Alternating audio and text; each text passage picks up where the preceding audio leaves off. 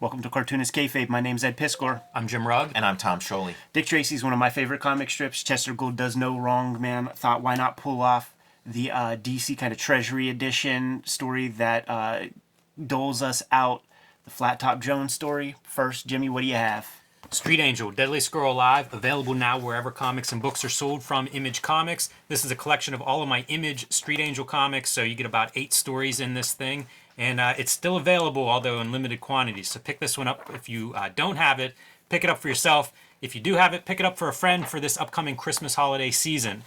You can also join me on patreon.com/JimRugg, where you can download out-of-print zines and mini-comics, and you can see a lot of my process, original art, sketches, scripts of how I make comics like Street Angel, like The Plain Janes, Octobriana, and more. That's at patreon.com/JimRugg. There's a good glow. Yeah, man. It's a ghost, man. It's supposed to glow. It's so good. Halloween Street Angel.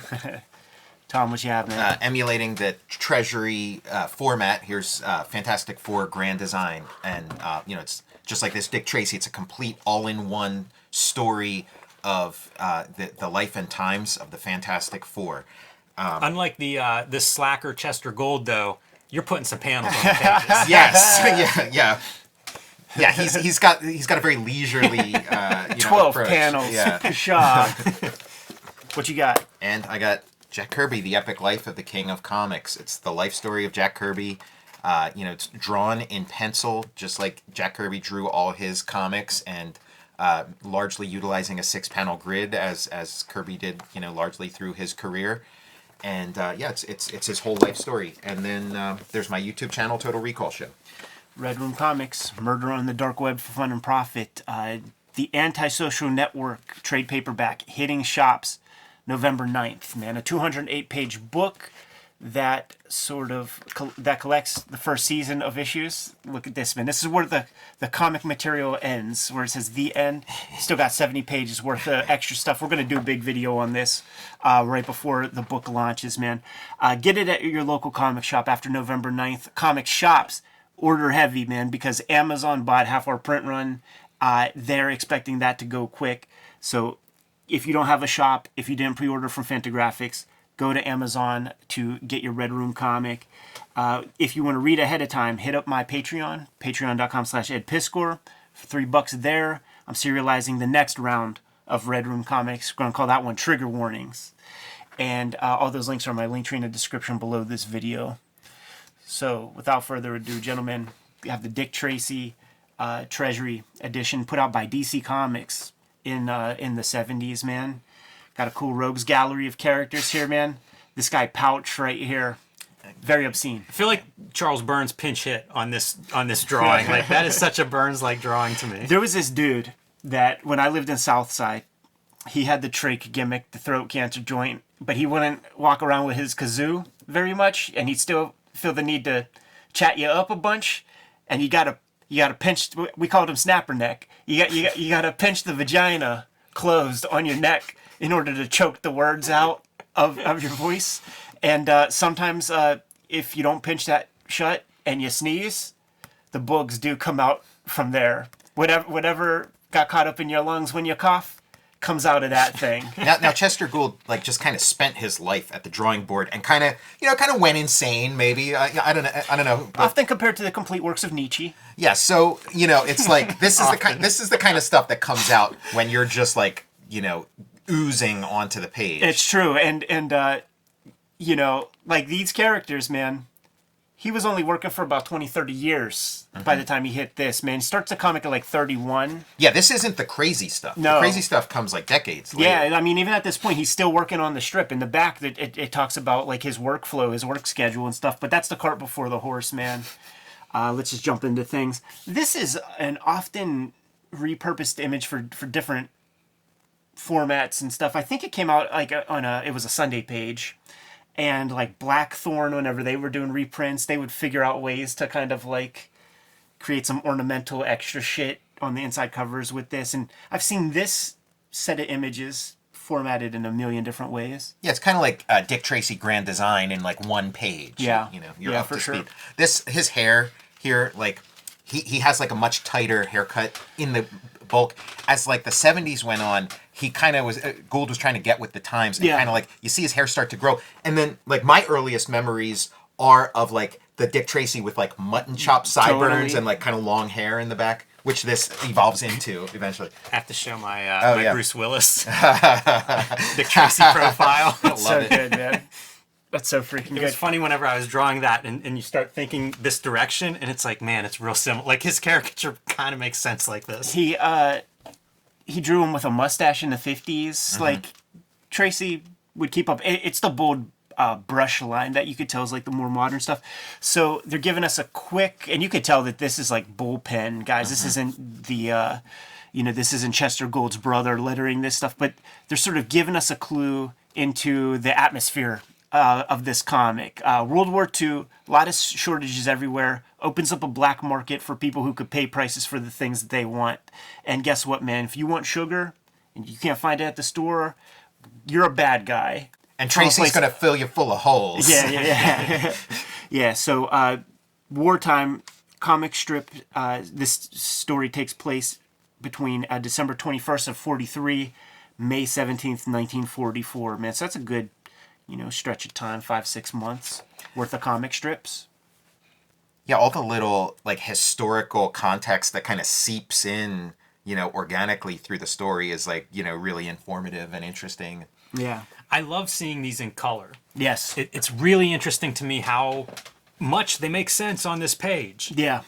This is mostly repurposed from the daily strips, right? I don't know if there are Sundays that are cut up and rearranged in here or not, but I mean many of these panels it's daily strip just rearranged. Sometimes the panels cut out here and there, it's not like 3 panels per daily strip, so that's what you're getting, but they look natural in color, almost like they were created for this kind of color treatment. His later, like the first say 10 years, he has a lot of that kind of what you think of like Gasoline Alley, Harold Gray, a lot of hatching. And print technology just got worse over time, and you needed to have bolder and bolder lines, man. His bold strokes just lend well to color really, really beautifully. Like whenever you would see this stuff on Sunday pages, it would sing and look incredible. So Flat Top, as played by William Forsythe in the movie, for those playing at home, man, is a hitman. And he's a button man. He got called to Chi-Town to take care of Tracy because he's been a thorn in the side of the underworld, man. And that's exactly what he came to town to do. And very rapidly gets his hands on Tracy within pages. We often talk about like story structure. It's so different reading like from a daily strip because it's like things happen, like look, he's got the drop on Tracy and it didn't take any time. Yeah. Like he's got him in the car ready to execute him and we're on page 5 of like, 70-page book here. When you read these whole collections and stuff, Little Orphan Annie works the same way. Hergé's Tintin works this way. Like, these characters don't take a break in life. No, I was going to say, it sets a pace. Yeah, they do not take a break in life, man. And it's one adventure after the other, and it just never stops. But the skills of the cartoonist come into play here because you have to continue setting things up for the future. You got to resolve earlier things. And there is, like reading the Shop Talk book with the Milt Caniff interview, there is a structure to the amount of story that they want to have kind of play out and resolve within like maybe a 10-week time frame. So there are those strictures that are involved in that game as well. It's much different than like a person who makes comic books. Totally. That looks obscene, doesn't it? Yes, it does. Yeah, what you're looking at here too, because the panels that would get cut, sometimes the first panel in the daily would get cut because it might be a recap. So if you're looking at this, you might have 3 days here, 3.5 days, something like that, which means 3 or 4 things are going to happen per page. Yeah. Sometimes a couple things happen in one daily set. So you might get 4 or 5 incidents happening on one of these pages, and it does create like a pretty wild reading experience. He becomes a master of that. Like even in the 60s, which is his like a period of time where Chester Gould gets dissed a lot. There could be 4 disparate images, but you read them cumulatively, and 4 stories are playing out, man. At this point, Flat Top has decided to blackmail the guys who are paying him. So that's why Tracy is still alive and they're in sort of a safe house apartment. And this time, while he's waiting to get $50,000 instead of 5, Tracy is fooling around on the piano and realizes the girl below them is studying to be a like Morse code, essentially. Yeah, He starts tapping on the floor Morse code messages to her. Yeah, see, all this stuff happens, man. Flat Top meets the girl, gets to talking to her, and we find out that she's going to be one of those whack girls or whatever they were called, man. Like WAC. We learned about them in Mad. We learned about them with Warren Bernard. So she's going to be a coder, and Tracy knows about it because Flat Top is talking about digging a chick. So he's clacking on the ground, and she's translating. I love that panel, just a shoe. Yeah. Isn't it beautiful the way this story meanders? Because it starts out like, I'm hired to kill Dick Tracy, and then now he's got Dick Tracy and he's pointing a gun at his head, and then it's like all these like little ways to kind of keep this yarn unspooling, and it always resolves. It always resolves, and there will always be these like lull periods where it just feels like Chester Gould is kind of going through motions, and then he'll introduce another weird element to just keep your interest up. And the entire series moves that way. For every single strip that I'm such a fan of his work that I even actually bought the Max Allan Collins shit that comes after, because I just like dig the characters. I really love his body of work. And it all works that way, where there are these ebbs and flows, and you think that he's, kind of just phoning it in for a minute, and then it'll cut to a sequence where it's like at a carnival, and he's drawing stuff he's never drawn before, and introducing all these other elements. The violence is like, it's spaced out. And then when it happens, it's shocking and exciting and disturbing. Headshots in your daily newspaper. Yes, exactly, and not just one. Well, because I think there's several on this one page, and probably a couple of sequences. I think I've read more Fearless Fosdick than Dick Tracy, and so like the spoofing isn't that Al Cap does isn't that far off from the original. It's true. After reading this, I was like, I should go back and just start reading all of them again, and just like do that little like hash mark, tally thing every 5. You put the score through of gunshots that Dick Tracy has received in his day. Because he gets winged in the side here. I'm sure by the time Gold hangs it up, you've got slasher. It's a slasher comic. Well, yeah, we saw like he has like a graveyard. He had a graveyard in his backyard where he put a little like tombstone of whenever one of his characters would get killed. Yeah, man. Like when his villains die, they fucking stay dead. And they're often these grisly demises, man, and that will not be an exception in this book. Something of maybe interest to Formalist is, whenever he runs these pages, your panels are getting trimmed down a little bit, or is that a Sunday page? Yeah, I think it is Sunday. Like the Sundays would carry when you get stuff like that. Yeah, and we talk about like Superman as an archetype or whatever. Like Dick Tracy, an archetype, and like of just like superheroes and like all kinds of stuff, and like. You look at the iconography and like when he's got like the ripped up shirt or that like, and all this stuff translates so like 1-to-1 into Batman. Like Batman makes so much sense when you take a look at him, and then even like when Dick Sprang comes along and like further Gouldizes Batman, and then like the Bruce Timm thing. It's got more in common with Dick Tracy than it does with Batman. Look at how bizarre that is for a panel. Man, you just got to get this shit done, dude. And it's a reading experience. Like it's part of a context. Like it's never, there's never like a showstopper.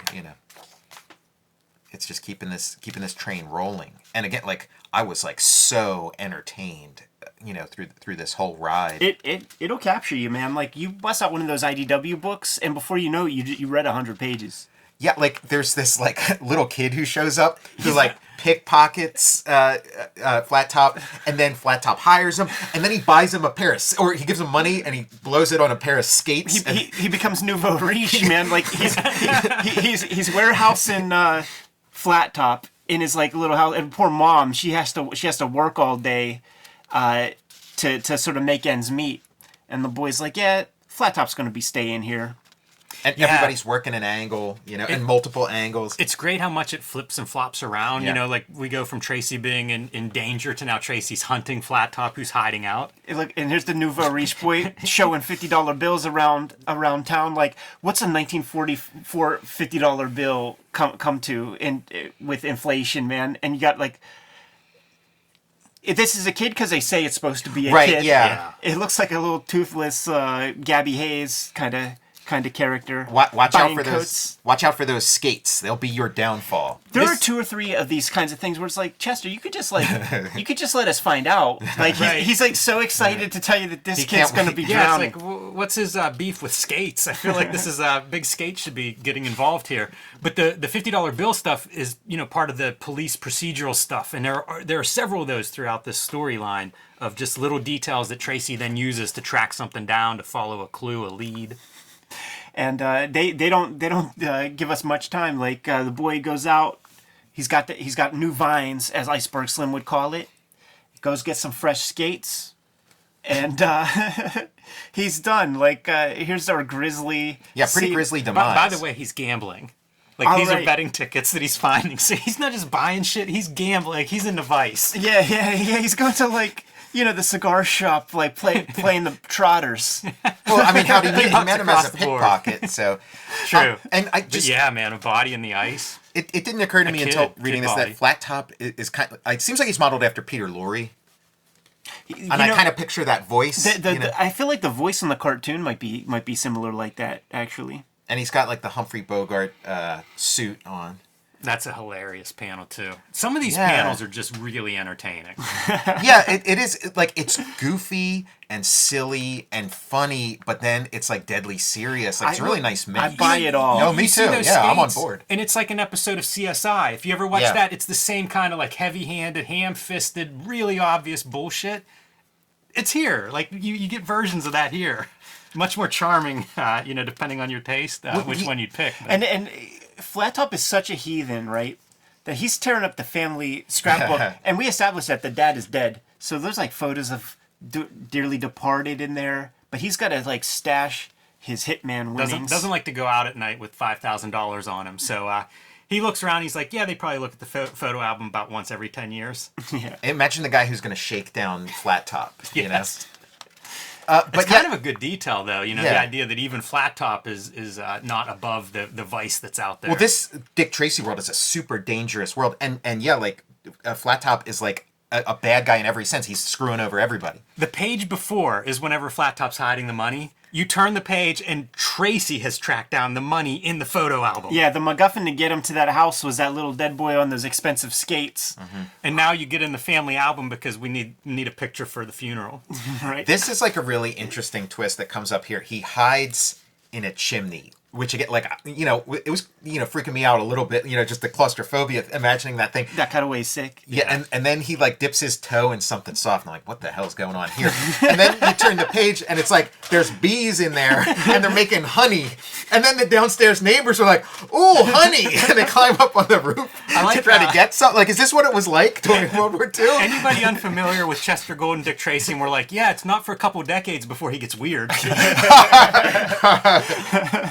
And the clue is that there are bees all over the crops and stuff, but they're not stinging anybody. So he's like, where the hell are these bees coming They from? must have been disturbed. They were sleeping for winter. So the guy goes to look for some honey, and then like starts sticking a broom handle down there. It's a guy.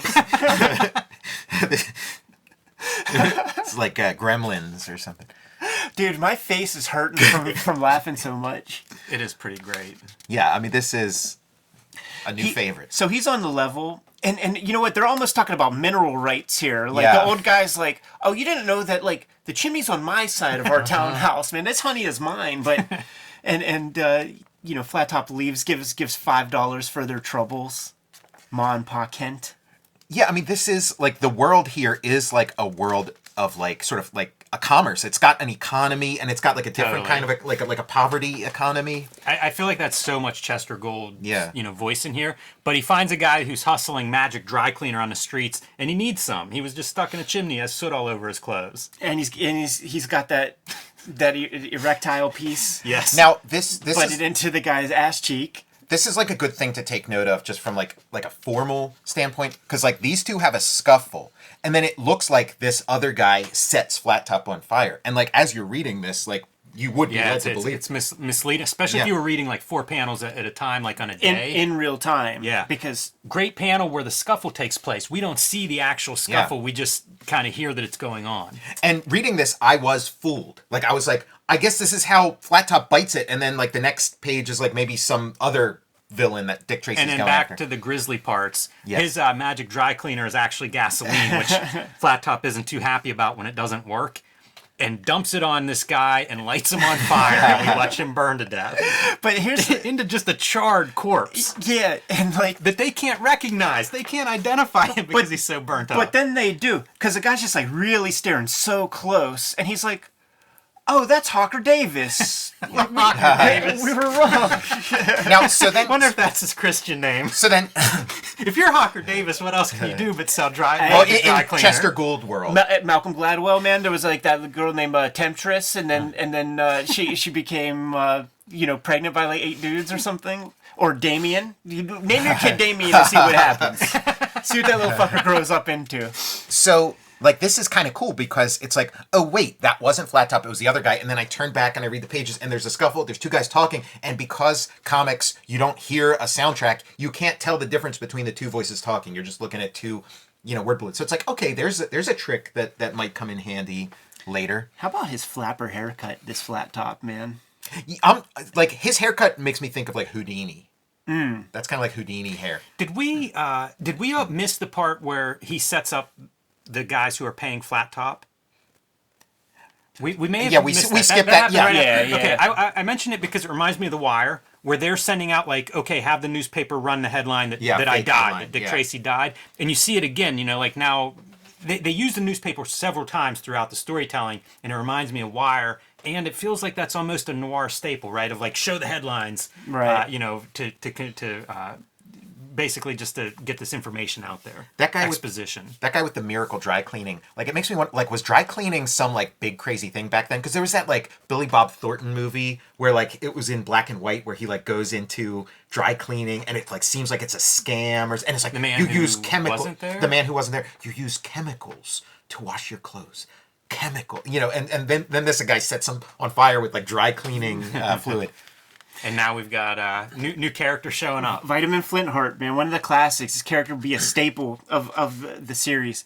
There are these little object things that are the MacGuffins. Like it's a comic of MacGuffins, man, where you just have these like little objects that set Tracy on paths, and that's just the way it works for 50 years. Well, you think about like plot, like what is plot? And then there's the definition of plot as like a scheme, and it's that this is made out of schemes. It's like schemes within schemes. This is one of those examples of Chester Gould kind of like having his rhythm and having his pace, and like you get a sense of like his dialogue and his characterization, and Flat Top, you don't get much. He's kind of flat or whatever. He's just like every other villain. But then you get the unorthodox move of like introducing Vitamin Flintheart and Hypochondriac. He is a great character. It kind of reminds me of like Funky Flashman or something, with like he's like loquacious and yeah, he's really fun in contrast with everything we've seen. So this is a 12-panel page. We're not getting the header. I assume that means we're not cutting a panel out, because if you figure there's 24 panels between Sundays, so usually we see about 22 of them. I was thinking, like, are you able when you're reading this to tell like, okay, that's the end of a strip? You know what I mean? Like a cliffhanger is your last piece, right? Like, oh, I dropped my war bond, and now those kids are looking up here. Right. Yeah, I mean, I wasn't looking out for that, and I wasn't aware of it in the way that I sometimes am when I'm reading like strip reprints. So whatever they did here like worked. Yeah, reading the strips like in the IDW books where it's warts and all, there's everything. There isn't really he just writes a flowing story. There's rarely ever a recap, and if it is, it's the Monday strip right after Sunday. Yeah, he gets the disguise kit. He gets a hold of Vitamin Flintheart's disguise kit. That's another perfect one for like a police story. Villains in disguise. And like I think we talked at some point about like the influence that this has on just like crime fiction, like all those like Dashiell Hammett stuff. Like they're kind of doing a Dick Tracy. Yeah. Like described as, the first kind of like procedural kind of Dick. I mean, there was like Sherlock Holmes and a little bit of that stuff, but like the noir era Gangsterland kind of. Yeah, Tommy detective. Gunn. Yeah. Do you guys know what this is? The bismuth? No, I've heard of that shit. I mean, that's what Pepto-Bismol is. Yeah, clearly it's some kind of elixir based on the context, but it's just not something I'd ever heard of. Yeah, nerve tonic. He needs his mother's little helper. This is a wild sequence. Flat Top goes into the movie theater to hide out in his disguise, and then swaps his disguise with somebody who leaves while Vitamin, what's his name? Flintheart. Flintheart and Tracy are out there waiting, like identify the disguise whenever it comes out. Nearly shoots a kid as a result. Yeah, and Vitamin Flintheart, his heart's not made of stone, even though he's called Flintheart. But another MacGuffin is going to be his mink coat. Mm-hmm. His mangy coat. Yeah. Yeah, and that is kind of a cool moment where it's like that idea of like the guilt, and then even like if Tracy had shot him and stuff. Like Tracy always like remains in the clear in all of these little situations. Absolutely, man. He's Mr. Magoo.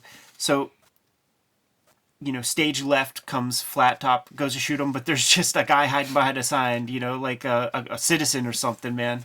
Shoots him right through the gullet. That's like Tracy's like kind of like sidekick guy who like by the time I was getting into it was like Sam. There was like Sam a guy Ketchum, yeah. Sam kind of looks like Flat Top. I would always get them mixed up. They both had like the freckles. Peculiar subplot here of I think it's Sam that hands Vitamin Flat Top's gun. Yeah. Hold on to this, puts it in his pocket. 3 days later, shoots some bartender with it. Right. Look at that, man. Mm-hmm. That looks painful as hell. That's black. That's outlaw blood. Yeah, it is. And it just ain't stopping. It's fun to see influences of this kind of art.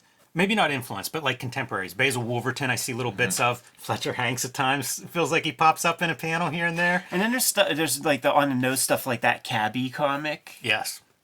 Yeah, I mean, it's just like I just see like this going straight into Batman, and then even I see the influence on Kirby. These like sort of larger than life, certainly in the villain designs. Drops the gun and wings a dude on the headpiece.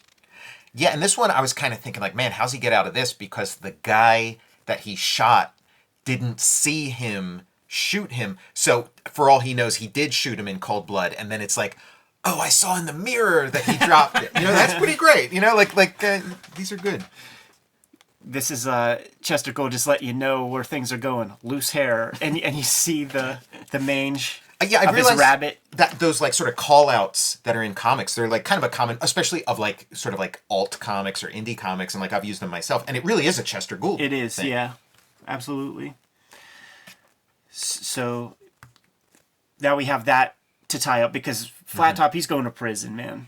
But now there's this guy in a bar that's dead. And that's how this comic is paced. Like, as soon as, like, one thing gets tied up, something else happens. The difference with this one is that we're not quite done with Flat Top yet. Mm-hmm.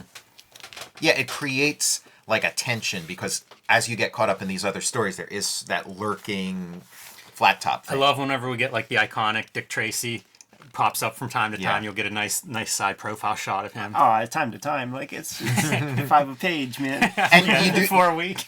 like, you do see what Mazzucchelli's talking about, where he's like, I want to draw more like Chester Gould, and then you see Asterius Polyp, and it's that. Yeah. Yeah, for sure, man.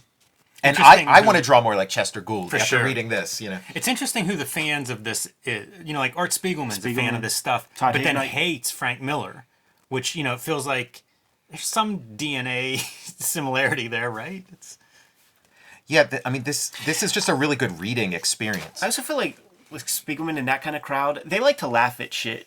You know what I'm saying? Like, in his essays and stuff, there will be the parts where he's, like, making fun of this kind of stuff. And there's Fletcher Hanks. Like, that's one of their things, too. Like, there's some element of, like, irony to those dudes. Vitamin's really a fun character. Mm-hmm. It is. Chester Gould will create these characters every now and then. There's B.O. Plenty and Gravel Gertie, and he has this rogues gallery that's beyond beyond rogues, man. Good supporting cast.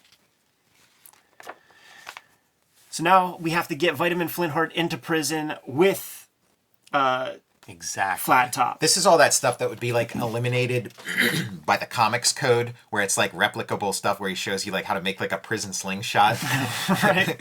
And it becomes and the shoot outlaw. an injury to the eye. Yeah. Just shooting dudes with glass. This made me remember, like, I totally forgot about this part of my childhood, man. But we just called it paper wads, and like we would go to like the Shop and Save, man, and just have a ton of rubber bands, have a Ziploc bag, and the night before just make the tightest Yes. paper wads. Weapon grade paper wads. And the second the teacher turned, you just hear, ow, and then the teacher would turn around, like, and look back at the class, and everybody's smacking each other with like paper wads that like leave welts. They make noise if they hit the chalkboard. Totally. I mean, it's like the next step is a zip gun. But this totally reminded me, like, this was such a big part of my like elementary school life. That's a great panel. Him taking it in the eye and reacting. Good stuff. And I'm saying we were all like Lord of the Flies. When that teacher fucking turned away, you just heard it was crossbows and catapults. And you couldn't tell, because if you told on somebody, man, you would get fucking jumped. Talk about a twist you weren't expecting. That is true. They're gonna hide in the Santa Maria. They also have to explain it like some millionaire built that for the park. And they live out there for a long while. Like, it's just a couple of strips that pass by, but it's like weeks of Yes. time or something. That must have been a real thing, right? Like, you don't just invent that model ship in the park. That must have been based on a real thing. Dude, he spent a lot of time in his drawing studio. I mean, I think that's a beautiful thing, to just forget about research, forget about the world outside, just immerse yourself in your own whatever. That is true, and that's the stuff that Mazzucchelli like talks about with his infatuation for Chester Gould. It's like, this is a world, man. Your logic be damned. He tried to do strips where the villain got erased by a human hand that was coming in out of left, like Chester Gould's hand, like doing that Grant Morrison shit. But it was like Captain Patterson, the guy who runs the syndicate, who's like, Chester, pump the brakes a little bit. Figure out a different way to get out of that situation. Here he's getting some shit from the chief. I don't know if that happens in every Dick Tracy storyline, but it seems like every cop movie I've ever seen. Right, yeah, you're off the case. You're taking this We one could too both be personal. fired over this. But Tracy, ever persistent. You know how that goes. Well, hey man, you're only a clue away. They found this bottle, this prescription bottle floating in the water. From Vitamin. Where Yeah. else could it come from except for that replica ship? Vitamin's a bad guy to like team up with if you're trying to like hide out, because everything he's got has like his name printed on it. And, It becomes a kind of a buddy movie, man. yeah, I love. They are a great comedy duo. Uh-oh, they're seeing some life in that chip. Not too different than that Donald Duck comic we read recently, man. So they need to make their way out there. And look at like all this like nasal spray and all this bougie shit that this rich dude is fucking with, man. Bringing in the Navy.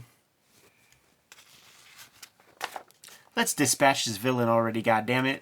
You know, like I saw like the Dick Tracy movie and stuff, and so I imagined Flat Top's end was gonna be like he was gonna get machine gunned by Dick Tracy at the end, and it's not that, and it's like more disturbing than if he had been like machine gunned by the good guy, the hero or whatever. Littleface Finney was one of the guys in the Dick Tracy movie too, and I am rereading my stuff. I'm up to 1941, and he like gets his ears cut off, ends up in like an industrial meat locker, like half frozen, and I think the way he dies is he gets like rolled up in a carpet and gets submerged or something. Like this guy got put through the paces. If you're a bad guy in Dick Tracy world, it's not gonna be pretty when you're done. All the deaths in this comic, like the kid with the ice skates, it's just this world that's like just so fickle and dangerous, and like, you know, your death, you know, could be, you know, right around the corner. So Flat Top is playing a game with Flintheart. He's like, yo, I'm canoeing the hell out of here. Sayonara. But he's just kind of hiding under the pier. And what happens is a piece of his boat oar is showing up through the wood planks that make the floor of this pier. So they know he's down there. Yeah, and then now there's like gunshots coming from the floorboards. Yeah. You know what this actually reminded me of? If you remember the Boston bomb dudes, the Tsarnaev brothers, like the very next day, like I was riveted, stuck on the news. There was a whole town that was in lockdown and stuff. And the boys, like they took the town off lockdown, and then it was like in 10 minutes, like some guy like was like making sure his house was cool and stuff, and like there was a blood trail that led to a boat in his backyard, and that's where they dug those dudes out, man. It's kind of like this made me think about that. Haven't thought about that in however long it's been. But It's a great expression on Flat Top in that bottom left. my foot hit something. And he just gets stuck by a nail. They call it a spike. Yeah, he gets stuck. Projecting spikes. We call them nails in this part of the country. And drowns, and it's like this ignominious end. And again, you did get the sense that it was coming down to some like mano y mano kind of, and it's like, you know, and it does, it resonates with like the drowning of the kid in the ice skates, you know. Right. Look at that little dive, man. That's a 10 out of 10. Thus, we take our last look at Flat Top. Makes me wonder how these characters become so iconic. Does this story very rapidly get packaged into a comic book? Because this character stands the test of time. It's in the movie. There's Flat Top Jr. There's a whole Jones family where you see other Flat Tops. Because I feel like when I was a kid, you'd see in the newspaper, you'd see Flat Top. So I guess that was like one of the Flat Top Jr. Like Exactly. I didn't know he died. You know? Right, yeah. They all die. And there's never a coming back, man. But clearly this character had a lot of popularity. And I do just wonder like how that happens. Like is it word of mouth? Like, yeah, you remember that character Flat Top?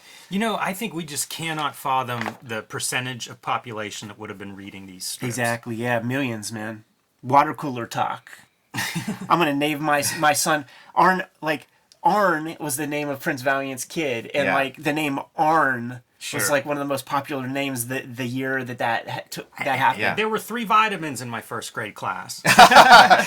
These Crime Stoppers, like as a kid, I took this stuff to heart, and some of it I still think of. You know? The 60s period is when it gets real fun, because that's when he's the most curmudgeonly and like way out of the culture. Rock and roll has taken over. You know, the Rolling Stones are out there doing their thing, and so it's all like the only vehicle that should have fuzzy dice hanging from the dashboard is a baby stroller, and this other one I remember, it's like a convertible, back of you, car driving off in the distance, girlfriend kissing up on the dude driving, fuzzy dice. Hey, crazy kookies, give the driver some space in his car. Like, it's just like he identifies the things that make him mad out in the wild. And it's like, hey, turn that radio down. There could be crying babies on your street. Like, it's all that, like, railing against youth culture or whatever, man.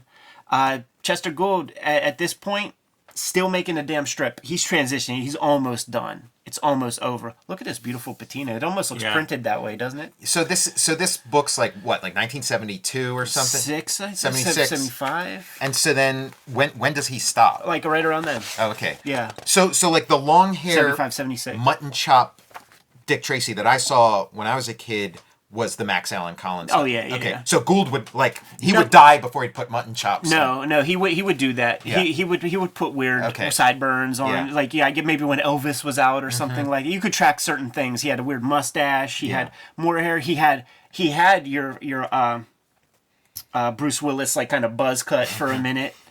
You know, it's like the only kind of piece that would really change. Super fun. Yeah, so much. Like I want to read all this stuff. I got a bunch of Dick Tracy things that I can't wait to like dig into. There's the one part here that talks about now in his 70s, Chet does most of the work on the strip, writing layouts, penciling, inking figures done by him. His assistant Fletcher, who takes over the art, inks the backgrounds. Brother Ray Gould does the lettering. Iconic lettering as far as I'm concerned. Super iconic. Sunday through Tuesday is taken up doing just the Sunday page. Does the dailies on Wednesday and Thursday. So does 6 strips across 2 days, 3 a day. Starts writing the next week's strips on Friday. Saturday answers fan mail. Yeah, I'm glad you bring this up because it's a 7-day week work schedule for probably one of the most successful cartoonists in American history. Yeah. This is like a superhero comic, and you just compare it to contemporary, like the stuff that was coming out when he was making this in comics, and they'd all be these like the comic books would be all these short stories. It'd just be 8 pages and then you're done. 8 pages and then you're done. The pacing in these like newspaper things are so much more pleasing, so much more naturalistic, and so much more in tune with like where comics eventually went. Yeah. I mean, it reads as a comic. Yeah. There really aren't that many like recap panels and stuff like that. You could read it in a very flowing way. That's what I'm saying. You grab one of these IDW books, grab any one, and he'll grab you by the lapels, man. You're gonna get sucked in. Kayfabers, like, follow, subscribe to the YouTube channel. Hit the bell. We'll notify you when new vids are available. What's out there, Jimmy? Join me on patreon.com/JimRugg, where you can download out-of-print zines and mini comics. You can see original art, sketches, layouts, scripts, the process in which I make Plain Janes, Street Angel, Octobriana, and more at patreon.com/JimRugg. Check out Jack Kirby, The Epic Life of the King of Comics. Fantastic 4-grand design. And my YouTube channel, Total Recall Show. Red Room, the Antisocial Network trade paperback, hit in stores November 9th. If you pre-ordered it, you should get it in time for the holidays. Get it at your local comic shops. Order heavy because Amazon bought half the print run. So if you don't find it anywhere else, or if you want it by the holidays and you're ordering online, hit up Amazon. Read the comics ahead of time on Patreon, patreon.com/EdPiscor, serializing the next batch of issues as we speak every Tuesday. New strips. Those links are available in my link tree. Subscribe to the Cartoonist Kayfabe e-newsletter at the links below this video. You can also find Cartoonist Kayfabe t-shirts and merchandise at the links below this video. Give them those marching orders, Jimmy. We're going to be on our way. Read more comics.